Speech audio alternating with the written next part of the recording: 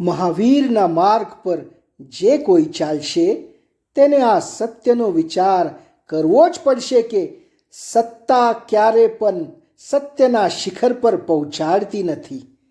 સત્તાને જે મરવાના પહેલા છોડે છે તે ઉપર જાય છે અને જેની સત્તા મર્યા પછી છૂટે છે તે નીચે જાય છે.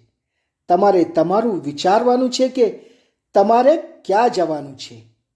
આ નિયમ છે જે અધિકાર લઈને મરશે તેની ઉર્ધ્વગતિ થતી નથી અને અધિકાર છોડીને અંતિમ શ્વાસ લે છે તે નીચે જતો જ નથી. સત્તાનો ભાર માથા પર લઈને તમે ઉપર ઉઠી જ નથી શકતા.